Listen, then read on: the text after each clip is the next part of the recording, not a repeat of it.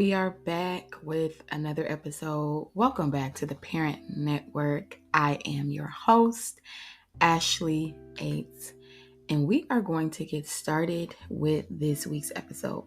Hope you all are enjoying the podcast thus far. This is nothing short of my experiences mixed with some knowledge from experts, my expertise, and conversations that I've had with other parents. So today we are going to get this conversation talking about just like some ways in which long-term damage can be done to our children if we're not careful. Now, we talked about last week the difference in punishment and discipline. And while they both have a role as you are raising your children, we want to make sure that ultimately it's not fear-based. Because if we are using punishment as a fear tactic, then that is going to be ways in which harm our children in the long term. There is a quote by Alfie Cohen that says, punishment doesn't teach kids to do better. It teaches them to be better at avoiding detachment. And so I just hope that last week's episode sparked something in your mind, as it did mine when I started to learn the difference, learn where I needed to insert punishment and what it was actually looking to do, and how discipline is more about the modification of behavior and understanding that consequences are necessary. Not saying that we need to be out here not giving our children consequences for their actions, not instilling in them proper discipline, but we don't want it to come from a fear-based perspective. So today, let's get into this conversation about some ways in which, we can do harm long term to our children if we're not careful. So I follow this amazing psychologist, Dr. Nedra, and I've not read her books, but her posts are always so inspiring. And one of the ways that hits me as a mother, it always goes back to my childhood. It's like, okay, what did I experience in my childhood that I'm possibly projecting and interjecting in the way in which I parent? And again, not everything is bad. Not everything is the best. So we have to learn as parents, as we're navigating this journey, what is going to work for us and how we're going to insert what's necessary from what we learned or not. Now, I've come up with this thing, and I'm pretty sure I'm not the only one that thinks this or has done this, but I like to look at every relationship in my life from a few different lenses. How is this benefiting me? How am I benefiting the relationship? What does this look like? Because I'll say this again. Parenting is one of the most challenging, endearing, stretching, all of the adjectives that you can possibly think of relationships. But it is exactly that, a relationship, because there are going to be different stages and phases of the relationship. And so once I've started to shift my mind from that, because it was very much authoritative in the beginning, I'm the authoritative figure, I am the mother, you listen to me, blah, blah, blah. And while yes, there are times where there has to be that stronger presence of authority, I have been diligent in not allowing that to rule the whole relationship, because it's not fun and it's not necessary all the time. So, as I've been learning more, apologizing more, doing things different, there are times where that tension comes, that overwhelm comes, and I'm very good now at vocalizing that to my children, especially my youngest son. He's very physical touch, y'all, very physical touch. And I am, on the other hand, not as physical touch as he is. However, I am diligent to make sure that I am giving him what he needs. And it also gives me what I didn't think I needed. And one thing that I had to learn, especially in tracking with my therapist, was the reason why I didn't really care for physical touch was because my point of view was distorted. So my idea of physical touch was in a sexual nature. If I am in a relationship with my partner, my boyfriend, it was okay. Physical touch meant, we're going to be physically intimate. And so once that was done, we don't need to do anything else because I fulfilled your desire. I've got my desire fulfilled. That's it. And again, tracking with my therapist, she asked me questions like, well, how was your childhood? Did you receive hugs? Were you nurtured physically and not just, mentally? And I'm like thinking to myself, probably not. Like, I can't even remember, honestly, like if I received like lots of hugs. I know I didn't receive a lot of affirmation, but as far as like that physical touch, the physical comfort was concerned, I don't believe that I received that often because when my mind goes to it, I literally draw a blank. I try to see and I can't see anything. And over the process of time in therapy, we began to break down why I thought the way that I thought. And if you've ever been to therapy and you've done the treatment EMDR, first of all, the brain is just an amazing, an amazing thing, an amazing muscle. And the way that it pieces things together is not the way that we like to generally piece things together as humans. We like to do things sometimes in chronological order and make things make sense. When your brain is going through the process of remembering, you'll have memories that are like all over the place. But for your brain, it makes sense. And I started to kind of use that method for myself. Like, Ashley, even though what's going on right now doesn't make sense, it's for a reason, it's for a purpose. And so don't negate it, don't try to force it out of this space, don't try to make it make sense to you, just let it be. And that really was hard for me because I liked control.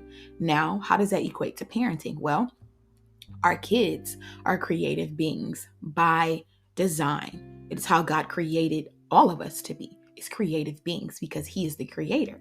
And so when our children tend to not fit into the mold and into the box that we have set for them in our minds, then that becomes a problem for us. If we've dealt with needs for control, if we've had some breakdown in our own makeup that caused for us to not be able to be creative, we'll want to try to control the narrative with them. And that goes to the point of what Dr. Nedra said, giving our children advice based on what we want and what's good for us instead of what's good for them. That is a big thing that I have seen be done, is the projection of the parent's will on the child. And it takes away their autonomy. It takes away their ability to think for themselves. And when they get older, they're questioning whether or not they're able to do what they can do. Like, they're indecisive.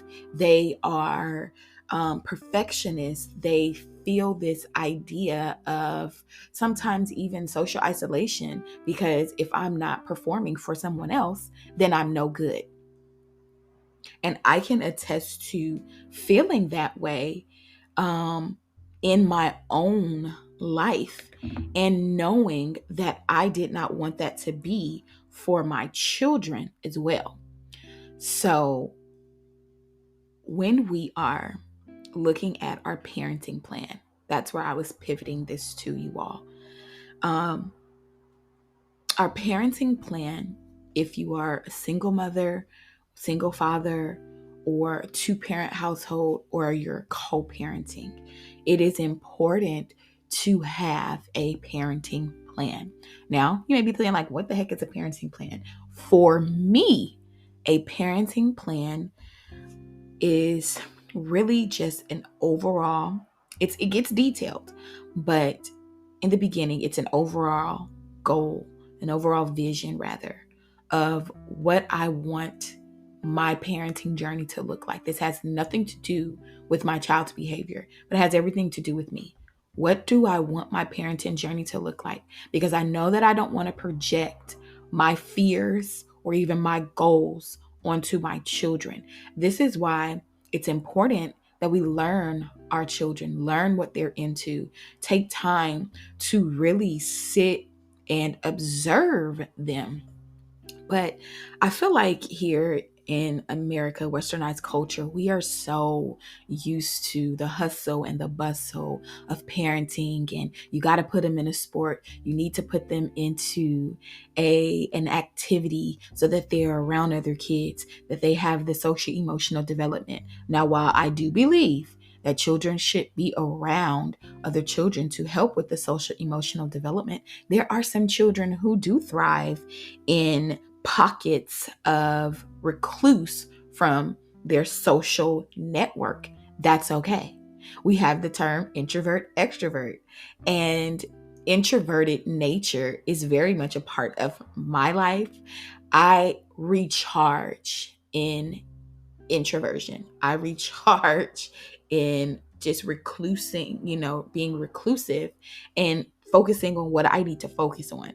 Now, my youngest son, whew, I always used to say, I'm not sure what side of heaven he came from, because when I say the young man comes in like a wrecking ball, you are going to know that his presence is there. He is going to make it known that his presence is there. And I really believe that God did that to really show me, hey, number one, this is what you need in your life. Because again, I was dealing with so much control. He is the total opposite of my oldest son, like night and day, you know? And I said it before, you can't parent them the same, or you'll miss out on the growth in your own life. And as I have been watching him, observing him, listening to him, being challenged by him, being stretched in the capacity of parenting, it has really taught me more about myself and what a childhood can look like. My children have such an amazing village that it is the total opposite of what I experienced as a child. That was one of the things that I knew I needed it to be different in that capacity. They needed to experience childhood. Childhood is different for everyone, but I know that I didn't want them to feel like they were not seen, they were not heard, they were not loved, and they were not cared for. Um, I know my mom loves me. I know she loved me. She just could not show it. She didn't have the language to express it because of her own issues. And I don't hold her to that anymore. There was a point where I was very angry. I was very angry, you all, because I was like, I just don't understand how you're supposed to be a mother, but you can't nurture. That's another thing that we have to understand. Even though we are in these roles of mother and father, does not mean we know how to assume those roles.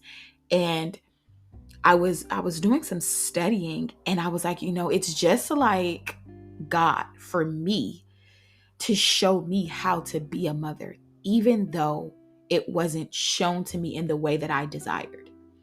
And it's the same thing for anyone who's listening. If you feel like, oh my goodness, I'm not able to be what I desire to be, it is like the nature of God, because He is a father, to show us how to become the thing that He has always desired for us to be. I told you all on a previous episode, because I grew up in the church, that didn't mean that I was instilling all of the things that I learned, because I want for my children to see my life as a blueprint, to see my life as mom started off this way. She started off very much, ratchet, or, out there, and she's shifted, and it shifted her for the better. It's shifted her attitude, it's shifted her nature, it's shifted her character. She's taking things differently. Like, I really want that to be the testimony for my life with my children. And the only way for me that I knew that that could happen was I had to do the internal work, and then I had to do the external work. And the external work was allowing them to see me go through the internal process. Not everything, but most things. So, when we're looking at ways that can harm our children long term, projecting on them is one of the biggest ways that it can harm them. Um, she has another list of ways, and she says vicariously living through your children. Now let's talk about that point for these next couple of minutes. So I remember when I was a kid, maybe 12 or 13, I wanted to start running track. And my mom, she was like, oh, I ran track. I did this, I did that, I did this, I did that. And I'm like, okay, cool. A little inspiration. I'm able to do that. You did it as well, and I was fast, and I was this, and I was that. All right, awesome. So I started to put myself in the same path. I started to pick up track, ran track, the ending of middle school into high school, and it was very fun. I loved it. I enjoyed it. But then I got tired of it. I didn't want to do it anymore. I knew I didn't want to do it at a collegiate level because that was work. And at that time, I didn't have no discipline, y'all. It was like, I just want to do this for fun. Could I have gone the distance? Possibly. And I say possibly because, again, track is work. Track is dedication. We hear, the song with Nipsey, dedication. Yes, sis didn't have that in her for that particular sport. But when I told her, I don't want to do it anymore, there was this disappointment that seemed to kind of come from her. Oh, I spent this money on that. Why don't you want to do it? And I remember saying to her, but you never showed up to one track meet. So how are you upset with me not wanting to continue down this path? I remember my brother being there. I remember even my grandfather coming to a track meet. And that was because she had ran track as well. And so I found this out later, that the dynamic of their relationship was very toxic, because she, being my mother, would do things that appeased my grandfather. And so that kept them in this cycle of toxicity. Now, when I decided, because I am the one that's like, yeah, no, I'm not going to just do it because you're telling me to do it. And now that I think about it, y'all, that is so the character of my youngest son. My oldest son, he's like me in the sense that he likes to observe. He will observe. And then when he's comfortable with you, then it's like, okay, I'm going to start to build. That little one, the youngest one, whew, baby, he comes out the gate like, what do you want? What are your intentions? You trying to be friends or not? And learning I'm teaching him rather to not just come out the gate like trying to be friends or not, but to observe, to discern all of those things. That's just a little caveat because it really made me think of his character and how I was at a point in my life. So once I had told my mom, yeah, I don't want to do this, and then I confronted the fact that she never supported what I did. And she was like, well, it's just, one of those things, like, I did it so you can do it, and we can do this together. And I was very confused because you didn't support me. You didn't come. Yes, you supported in that you would buy the spikes, you would allow me to go to track meets, but it was that support that I needed. I needed you to be there. I needed you to cheer me on. I needed you to sacrifice a little bit, physical presence over financial presence. Now, that was my mind then because that's what I needed. That's what I desired. Fast forward to now, being an adult, being a mother, it is important that I do learn how to toggle between what sacrifice I'm doing. If my children need me to be present, I am going to do my best to be present.